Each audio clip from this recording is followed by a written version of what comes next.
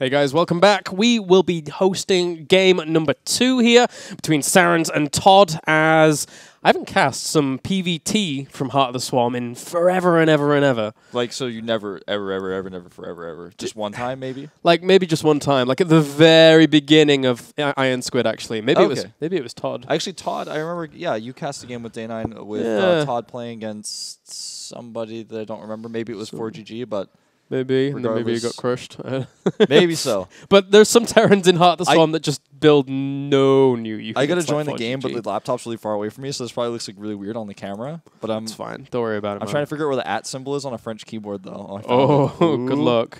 I think I got it. There's no way you're gonna figure that out. Wait, how does this work? There's like, like 3 buttons.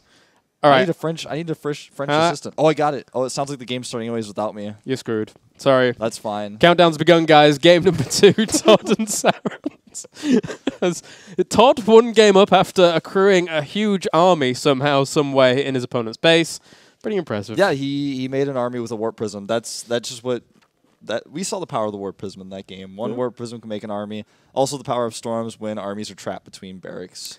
Yeah, yes, that was also very, very strong. So we now load up onto Aquilon Wastes. That's the correct pronunciation? Yeah, Aquilon Wastes. Aquilon, whatever you want to say. I think yours is more right than mine. But anyway, we have spawning up to the top left-hand corner here as our blue Protoss, currently 1 game up. His name is ToD. ToD, such a great Warcraft 3 player, doing so well in StarCraft 2. Getting into a little bit more casting these days, doing hosting, and looking very handsome in ties, I have to say. He looks like a security guard today. He might actually be part of the Mafia or something. You know, I was talking to you earlier, I feel like he's part of some sort of Ukrainian gang, even though he's actually French. I don't know how that's explainable, but... French Mafia? Yeah. They like fight each other with baguettes, maybe something like that, but... I don't know what that says, unfortunately, but... Neither of us speak very good French, yeah, apparently. We were the 2 English-speaking representatives on stage in the opening. Yep, we were. The other guys were learning some French and be like, yeah, Paris, woo, it's Paris.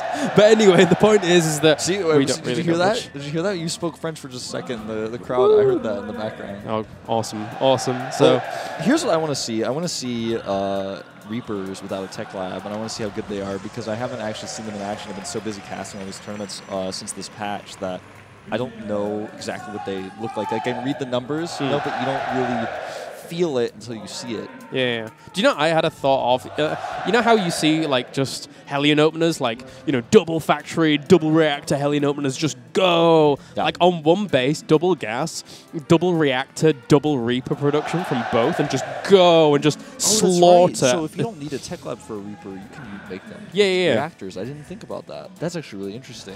I haven't tested it, and it's probably a terrible idea, but I really want to test it. It'd be cool. That's actually, that's food for thought, man. ToD gets in here, he's going to see the gas, and in Heart of the Swarm, seeing the gas is actually much less of a tell than it is in Wings of Liberty, because in Wings of Liberty, you can see the gas, and you can say, okay, does he have a tech lab? No, then he's going factory. Does he have a tech lab? Yes, then he's going Marauders.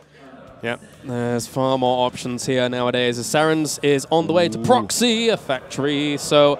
This could be very, very quick Widow Mines into his opponent's base. And, you know what's unfortunate for him, though, is that ToD's pylon will spot this immediately upon lifting the factory. So this is a little bit unlucky for SarenS, and a little bit well planned by ToD, I have to say. Yeah, really, really covering his bases there, quite literally. As for now, he will have just 1 Stalker on the way. The Zealot is en route to... Is he really going around... I don't think he's going to see that. It's going to be so close. Oh, with that rally, I think he'll see it. Yeah, that was... What the... How is ToD? ToD knows his... there you go. He sees the factory. Well, I mean, now he has a few different choices. SarenS is probably just going to have to lift this right away. Yeah. If he makes a Hellion, he can kill the Zealot, but the Mothership Core will then just kill it probably, so... And Stalker on the way to deny Sentry Scout for now, as second gas being taken, as well as second and third gateways. Widow Mines are being produced, though, and for the most part, I don't know how much they're really going to do. You know, with the Marauder help, though, the big problem is going to be the Mothership Core. He has to eliminate that in some way. But this could be a really interesting push. If the Marauder comes out here with the Marines and he can push that factory away, he's probably going to have to lift this factory now. Here we go. Lifts the factory. Run away, Widow Mine. And for those who are pretty new to Heart of the Swarm, the Mothership Core cannot actually attack air.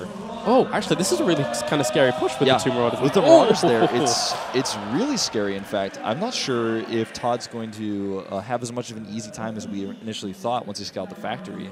You know what? These new physics on Heart of the Swarm making watching units die that much more pleasurable. Watching that Zealot die was pretty awesome in comparison to normal. I have to agree, man. Watching the way the Zealot's soul flies out of its body was quite interesting.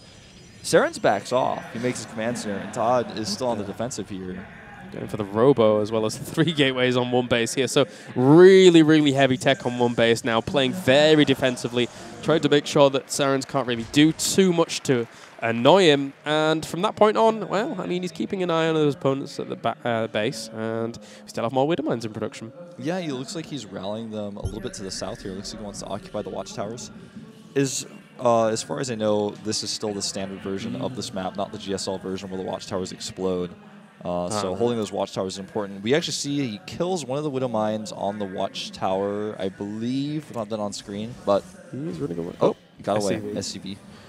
But yeah, it's an interesting point that you actually talk about the watchtowers because they're actually so ridiculously strong on this map, the way in which they cover so many attack paths of your opponent. And this is actually what I was talking about with you when we were watching the other game. Yeah. The Widow Mine positioning it in your opponent's potential bases to really, really stump the economic growth of your opponent for just a little bit to keep going. So I like that by SarenS. Yeah, it's really quite cool.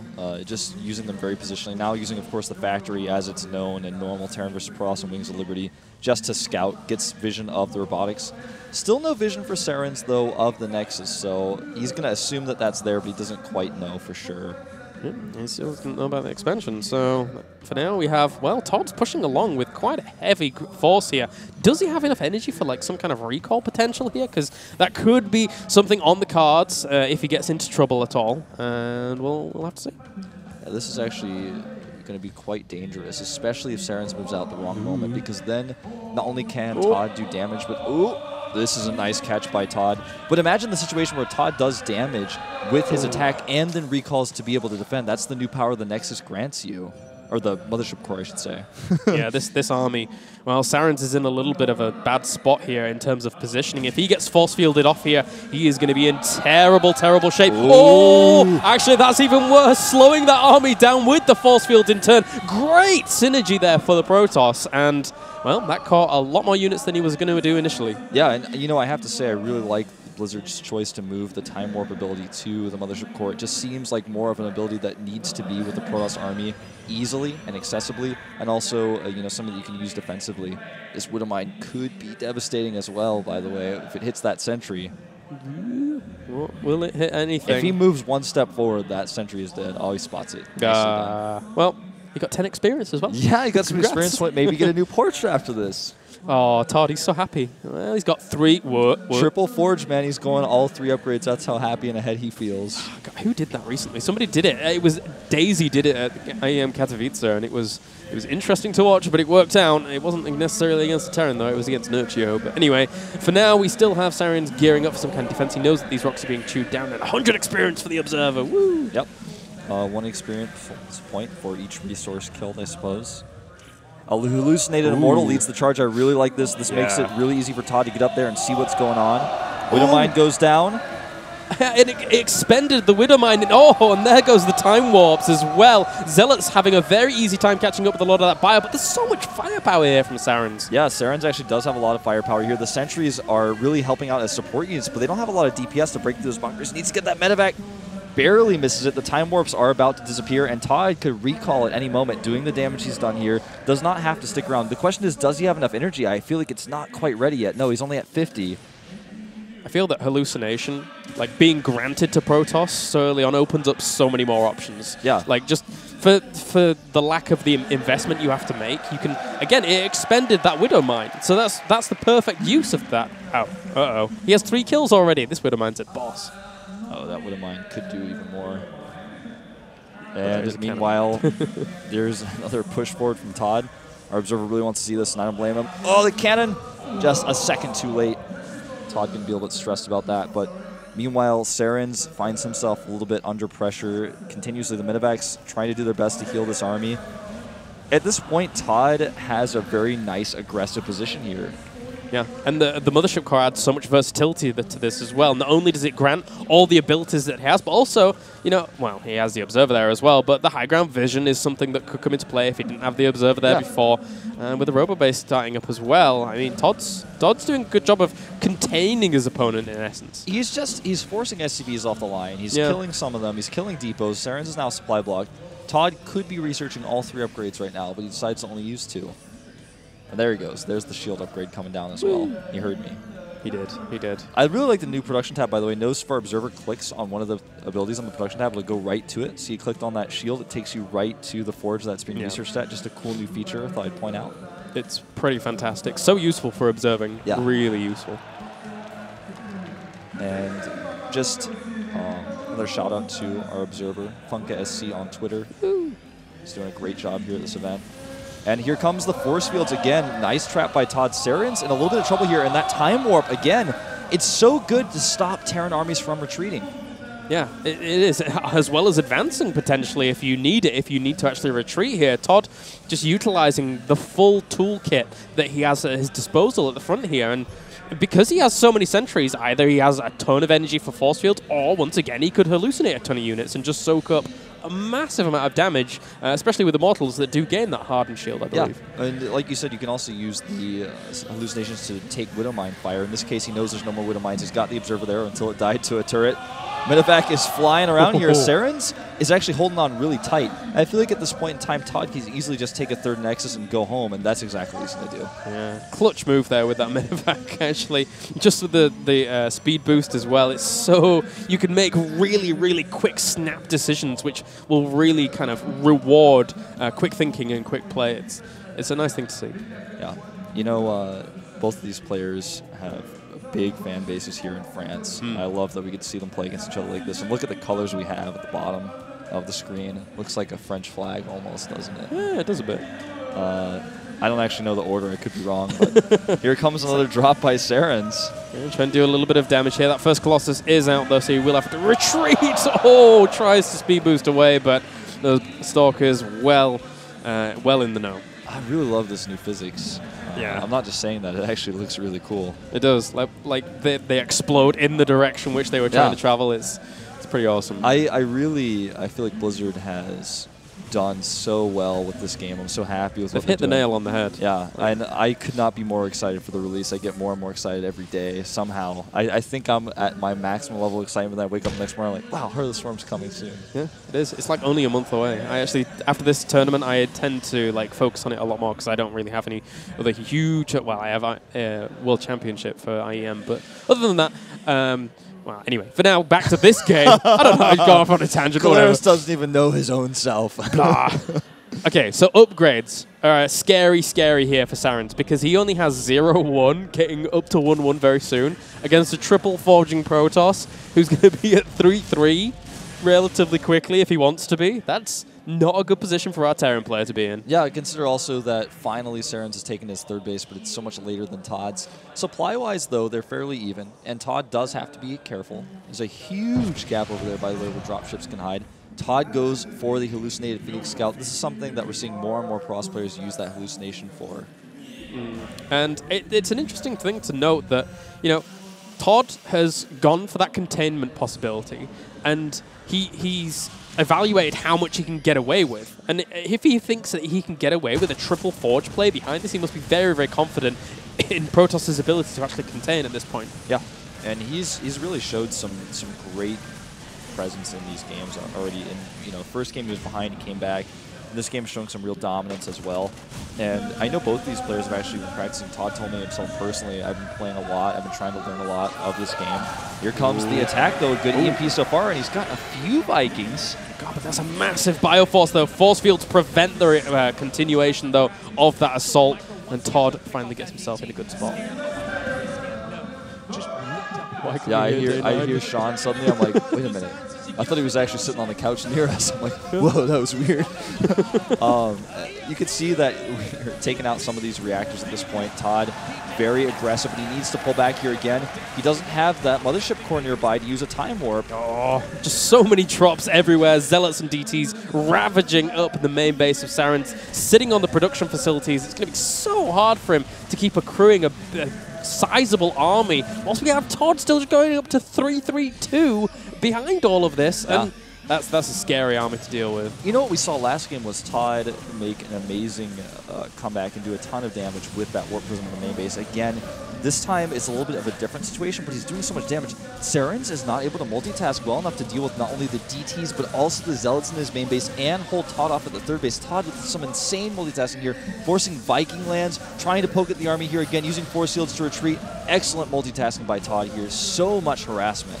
Yeah, and I liked the even focus fire of ToD there, taking down the armory, preventing his opponent from continuing to actually get the upgrades by which he would need to actually catch up with the, impending 3-3-3 on the way. This is, I had to agree with what they were saying on GSL. This is a bit of a Protoss map. It's really strong for them. Yeah, it certainly seems so. The commands are almost targeted down there, and at the same time, I don't know if he lost that Ghost Academy in the main base, but if he did, no, he didn't. I could see he's making a ghost now. It will burn down, though, if he doesn't repair that. That's going to be really, really important. He notices now. Yeah, very important. Templar Archives on the way as well here behind this for ToD. He's only at 133 supply to the 161 of SarenS, but income-wise, I can only imagine that SarenS is reeling here and this is basically all he's really going to have to contend with ToD. And how is he going to make it work? ToD's put so many resources into that harassment. Yeah, he had a better income, and yeah, he was denying so much, but the biggest problem is, of course, since he used some of his resources, army size was reduced. He needs to buy as much time as possible to hold off this force. I can't tell you the Viking count, but I'm sure our observer will, and that's something that's really important right now because there are so many Colossi here. It looks like there's about 8 to 10 Vikings in that mix, and that should be, I feel just not quite adequate to deal with ToD's Colossus count at this point. Plus, he's getting more and the Storm all at once. Yeah, this is just getting a little bit out of hand at this point. ToD's getting to the army where Protoss says, all right, come and attack me. That's fine. I have my Colossi, I have my Archons, I have my Charge Lots, I have my Storm. And that is so hard for a Terran to actually deal with here. Here we go. Vikings actually leading the charge here, doing some decent damage, and ToD is a little bit embarrassed, or not embarrassed, but nervous. I used the wrong adjective there, to engage. The Vikings very nicely microed here, knows how he just skirts around the edge there, putting as many volleys as he can, but he flies into the Archon.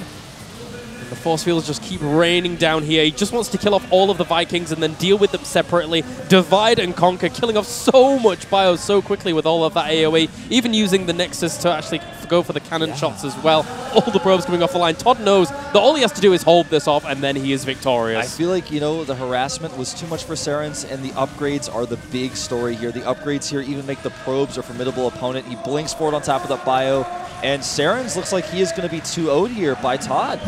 Very impressive here by ToD, just ripping up a ton of the infrastructure, still being so annoying with the DTs behind all of this aggression.